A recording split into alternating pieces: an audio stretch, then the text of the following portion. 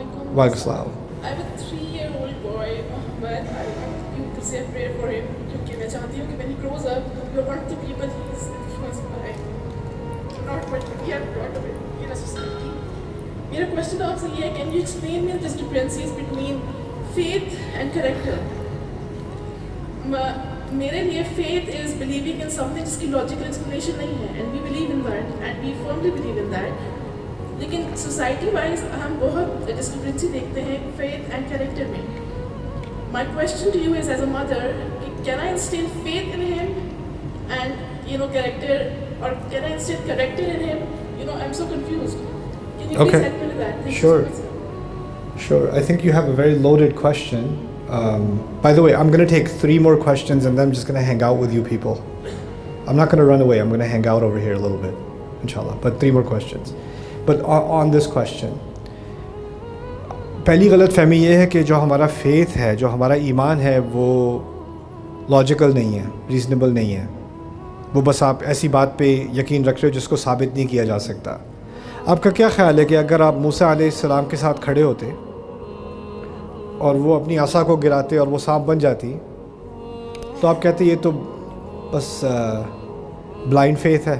یا پانی الگ ہو رہا ہوتا اور آپ اس میں سے گزر جاتے، اور اگر آپ پانی سے گزر رہے ہوتے تو آپ یہ سمجھتے کہ اس خدا کو جس کو ہم مانتے ہیں یہ بس ایمانیات کی باتیں ہیں، لیکن اس کو ثابت نہیں کیا جا سکتا. آنکھوں کے سامنے ثابت ہو رہا ہے کہ نہیں ہو رہا ہے نا؟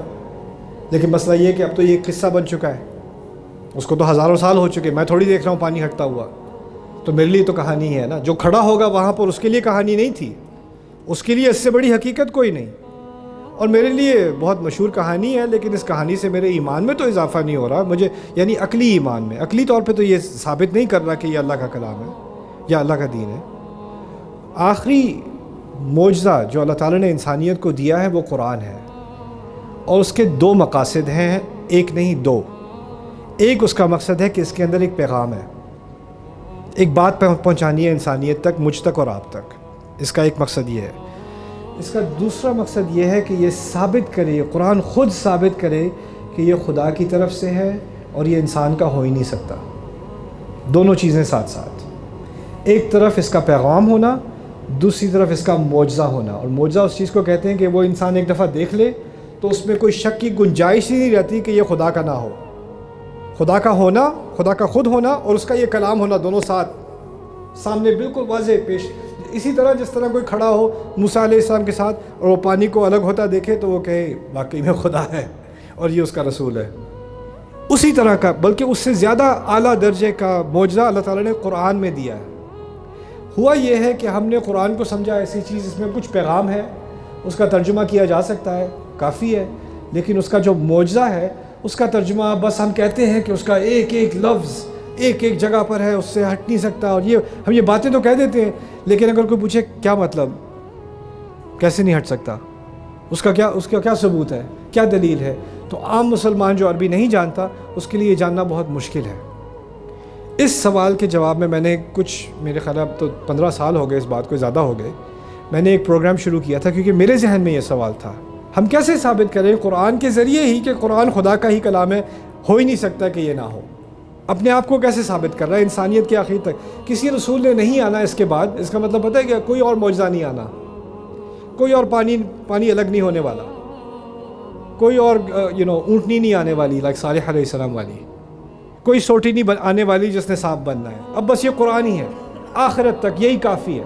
اولم یکفیہم انا انزلنا علیک الآیات انا انزلنا علیک الکتاب یتلی علیہم. مشرکون نے کہا ان پر کوئی معجزہ کیوں نہیں آتا؟ سورۃ العنکبوت میں پوچھا اگر یہ واقعی رسول ہے، سارے رسولوں کی کہانیاں سناتے ہیں، ان پر کوئی معجزہ کیوں نہیں آتا؟ قرآن نے کہا ان کے لیے کافی نہیں ہے کہ ان پر یہ کتاب نازل کی جا رہی ہے. یہ کتاب قرآن نے خود اس بات کا دعویٰ کر دیا کہ قرآن خود ایک معجزہ ہے جو ثابت ہوا عرب میں. آپ سوچو ذرا، یہ لوگ مرنے کو تیار تھے، یہ لوگ گھر بار چھوڑنے کو تیار تھے، کوئی چھوٹی بات ہے ایسا کچھ کرنا؟ یہ لوگ ایک انسان کو جو ان کے ساتھ 40 سال عمر اس نے گزاری ہے اس کو ایک دم ماننے کو تیار ہیں کہ اس کے منہ سے جو الفاظ نکلتے ہیں اس کے ہیں ہی نہیں، یہ خدا رب کے کلمات ہیں اور یہ ایک ان دیکھے فرشتے کے ذریعے اس تک آتے ہیں. یہ کوئی آسان چیز ہے ماننا؟ اس کو ماننے کے لیے بہت زبردست قسم کی دلیل ایویڈنس کی ضرورت ہوتی ہے.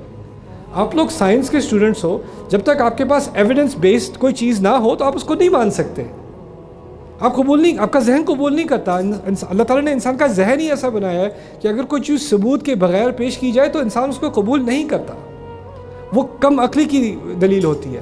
تو پہلی بات میں یہ کہنا چاہوں گا کہ جو آپ کہہ رہی ہیں نا فیتھ کیا ہوتا ہے, فیتھ اور مذاہب میں ہوتا ہے کہ عقل کا دروازہ بند کرو اور بس مان لو. قرآن اور اسلام ایک واحد دین ہے جو کہتا ہے اس کا اصل ایمان اسی وقت ہوگا جب عقل کا تالا کھلا ہوگا.